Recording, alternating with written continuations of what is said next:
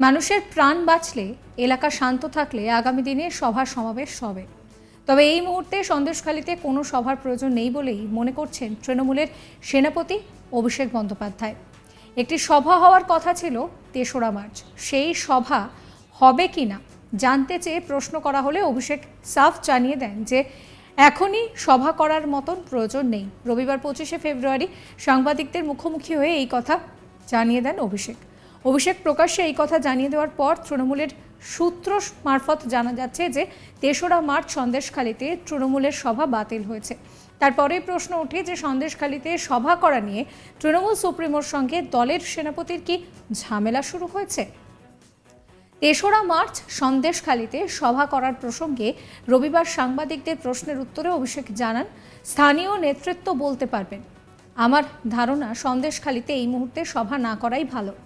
স্বাভাবিকত্ব ফিরে এলে, মানুষ ঠিক থাকলে সব হবে। মানুষের প্রাণ বাঁচলে, এলাকা শান্ত থাকলে, সম্প্রীতি থাকলে আগামী দিনে সভা সমাবেশ সব হবে। কি বলছেন অভিষেক, শোনাবো। 3 মার্চ সেটা স্থানীয় নেতৃত্ব বলতে পারবে, কিন্তু আমার ধারণা সন্দেশখালীতে এখন এই মুহূর্তে সভা না করাই ভালো। স্বাভাবিকতা ফিরে এলে, মানুষ ঠিক থাকলে সব হবে। মানুষের প্রাণ বাঁচলে, এলাকা পরিস্থিতি শান্ত থাকলে, ধর্মে ধর্মে আগুন না জ্বালিয়ে, বৈষম্য তৈরি না করে, শান্তি সংহতি শৃঙ্খলা সভ্যতা সম্প্রীতির পরিবেশ তৈরি করে রাখলে সভা সমিতি আগামী দিন সব হবে। এর পাশাপাশি কবে সন্দেশখালীতে তিনি সভা করতে যাবেন তার উত্তরে অভিষেক জানান যে যখন প্রয়োজন পড়বে তখন তিনি সন্দেশখালী যাবেন। সেখানে সভা করা নিয়ে বলতে গেলে তৃণমূলের সেনাপতির গলায় বেশ কটাক্ষ শোনা যায়। অভিষেক বলেন, যখন যাওয়ার প্রয়োজন নিশ্চয়ই যাব, ফালতু গিয়ে প্ররোচনা দিতে পরিস্থিতি অস্বাভাবিক করতে চাই না। ওটা বিজেপি সিপিএম করে। বিজেপিকে খোঁচা দিয়ে অভিষেক বলেন যে নরেন্দ্র মোদী বলে দিয়েছেন তিনি বঙ্গ সফরে আসা পর্যন্ত ইস্যু যেন বেঁচে থাকে। সন্দেশখালীতে এখন লাইমলাইট আছে, লাইমলাইট নিতে সবাই সেখানে ছুটছে। তবে এইসবের মধ্যে অভিষেক জানান যে ব্রিগেডের জন্য এখন ব্যস্ততা রয়েছে, পাশাপাশি উচ্চ মাধ্যমিক চলায় সভা করার ক্ষেত্রেও বাধ্যবাধকতা রয়েছে। তবে তিনি সন্দেশখালী গিয়ে সভা করবেন। জানালেন, ব্রিগেড সমাবেশ হয়ে গেলে তিনি নিশ্চয়ই যাবেন। শোনাবো তার কথা। যখন যাওয়ার প্রয়োজন নিশ্চয়ই যাব। পরিস্থিতি ঠিক হলে, আমরা ফালতু গিয়ে প্ররোচনা দিয়ে পরিস্থিতি অস্বাভাবিক করতে চাই না। এটা বিজেপি সিপিএম করে। আচ্ছা, আপনি বলুন, এই যে একদিন বিজেপির নেতা যাচ্ছে, পরের দিন আবার নেতা যাচ্ছে। বিজেপির কারা গেছে? সুকান্ত মজুমদার, শুভেন্দু অধিকারী, অগ্নিমিত্রা পাল। একদিন যাচ্ছে এনএইচআরসি, একদিন যাচ্ছে প্রোটেকশন রাইট কমিশন। এরা হাইকোর্টে আবেদন করে একদিনেই সবাই যাচ্ছে না কেন? সুকান্ত মজুমদার যেদিনকে যাবে বা শুভেন্দু অধিকারী যেদিনকে যাবে, পরের দিন সুকান্তকে যেতে হবে। সুকান্ত যেদিনকে যাবে, পরের দিন শুভেন্দুকে যেতে হবে। তার কারণ কি? নরেন্দ্র মোদী বলে দিয়েছে দিল্লি থেকে, বহিরাগত বাংলা বিরোধীরা বলে দিয়েছে দিল্লি থেকে যে আমি 8 তারিখ আসছি, ইস্যু যেন বেঁচে থাকে। একদিনে যাক না, কে বারণ করেছে? আর আপনারা তো একটা কাউন্সিলর গেলেও এখন পিছনে পিছনে ক্যামেরা নিয়ে দেখাবেন।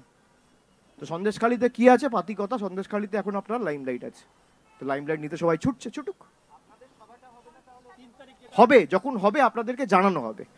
10 তারিখ আমাদের ব্রিগেড সমাবেশ রয়েছে বলে ব্রিগেড সমাবেশের প্রস্তুতি থাকবে। 29 তারিখ অবধি এমনি মিটিং মিছিল করা যাচ্ছে না, উচ্চ মাধ্যমিক পরীক্ষা চলছে। তারপর ব্রিগেড সমাবেশ হয়ে গেলে আমি নিশ্চয়ই যাব। এদিকে সন্দেশখালীতে শেখ শাহজাহান এখনো কেন ধরা পড়েনি সেই প্রশ্নের উত্তর দিতে গিয়ে অভিষেক ব্যাখ্যা করেছেন যে যারা বলছে শেখ শাহজাহানের গ্রেফতারি চায়, হাইকোর্টে গিয়ে জিজ্ঞেস করুন না কেন স্থগিতাদেশ দিয়েছে, যাতে বিজেপি ক্ষীর খেতে পারে। পুলিশকে 1 মাস 2 মাস সময় দেওয়া হয়েছে। এদিন অভিষেক বলেন যে মানবাধিকারের কর্তা ও রক্ষাকর্তারা রোজ আলোয় থাকার জন্য বলছেন একে অ্যারেস্ট করুন, তাকে অ্যারেস্ট করুন। হাইকোর্টের হাত পেতে দিলে পুলিশ কি করবে? 5ই জানুয়ারি ইডি আধিকারিকদের ওপরে হামলা চালানো হয়েছিল। ওই ঘটনায় সিট গঠন করেছিল কলকাতা হাইকোর্ট। ইডি আপিল করে রায়ের উপরে স্থগিতাদেশ চেয়েছে। সেই আর্জি মঞ্জুর করেছে প্রধান বিচারপতির বেঞ্চ। 6ই মার্চ শুনানি। হাইকোর্ট রাজ্য পুলিশ প্রশাসনের হাত পা বেঁধে দিলে পুলিশ কিভাবে গ্রেফতার করবে? এফআইআর এর ভিত্তিতে পদক্ষেপ করতে 15 থেকে 1 মাস সময় লাগে। গত 5ই জানুয়ারি রেশন দুর্নীতি তদন্তে শাহজাহানের বাড়িতে তল্লাশি অভিযান চালাতে গিয়ে আক্রান্ত হন ইডির আধিকারিকরা। তারপর থেকেই বেপাত্তা শেখ শাহজাহান। তাকে আড়াল করার অভিযোগ রয়েছে তৃণমূলের বিরুদ্ধে। ইতিমধ্যে সন্দেশখালীর মহিলাদের একাংশ অভিযোগ করছে যে রাতবিরেতে মহিলাদের পার্টি অফিসে ডেকে চলত নির্যাতন, আর এই নির্যাতন চালাতো শেখ শাহজাহানের দলবল। ঘটনায় ইতিমধ্যে গ্রেফতার করা হয়েছে শাহজাহান ঘনিষ্ঠ দুই তৃণমূল নেতা উত্তম সর্দার ও শিবু হাজরাকে। কিন্তু শাহজাহান এখনও পুলিশের নাগালের বাইরে। সন্দেশখালীর বাসিন্দারা চাইছেন অবিলম্বে গ্রেফতার করা হোক শাহজাহানকে। প্রশ্ন উঠছে পুলিশের ভূমিকা নিয়েও। হাইকোর্টের রায় পুলিশি তদন্তে বাধা হয়ে দাঁড়াচ্ছে বলে এদিন দাবি করেন অভিষেক। পাশাপাশি জানান যে যখন প্রয়োজন পড়বে তখন সন্দেশখালী যাবেন, সেখানে এখন লাইমলাইট আছে, তাই বিরোধীরা সেখানে ছুটছেন বলে কটাক্ষ করেছেন অভিষেক।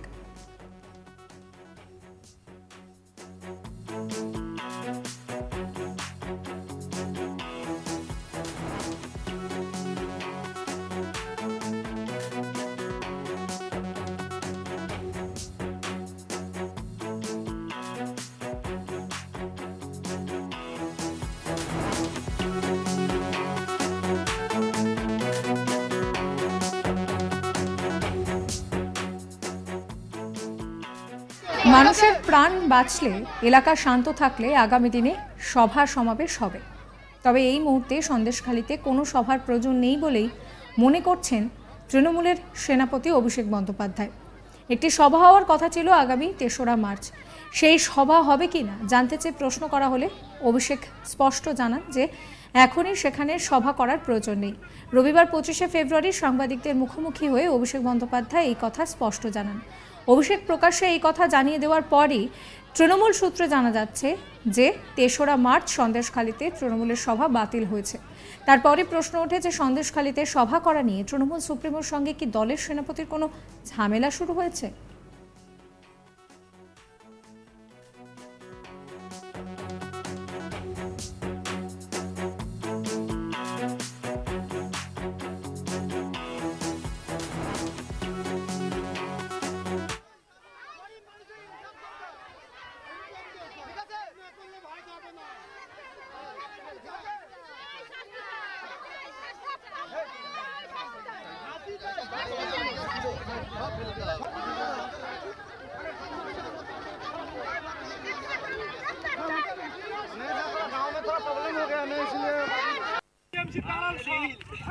অত্যাচার করতেছে গরিব মানুষের উপরে। এ নিয়ে অভিষেক কি জানাচ্ছেন শোনাবো। 3 মার্চ সেটা স্থানীয় নেতৃত্ব বলতে পারবে, কিন্তু আমার ধারণা সন্দেশখালীতে এখন এই মুহূর্তে সভা না করাই ভালো। স্বাভাবিকতা ফিরে এলে, মানুষ ঠিক থাকলে সব হবে। মানুষের প্রাণ বাঁচলে, এলাকা পরিস্থিতি শান্ত থাকলে, ধর্মে ধর্মে আগুন না জ্বালিয়ে বৈষম্য তৈরি না করে শান্তি সংহতি শৃঙ্খলা সভ্যতা সম্প্রীতির পরিবেশ তৈরি করে রাখলে সভা সমিতি। সাবস্ক্রাইব করবেন আজ তাক বাংলার ইউটিউব চ্যানেলকে, ফলো করতে ভুলবেন না আজ তাক বাংলার হোয়াটসঅ্যাপ চ্যানেল।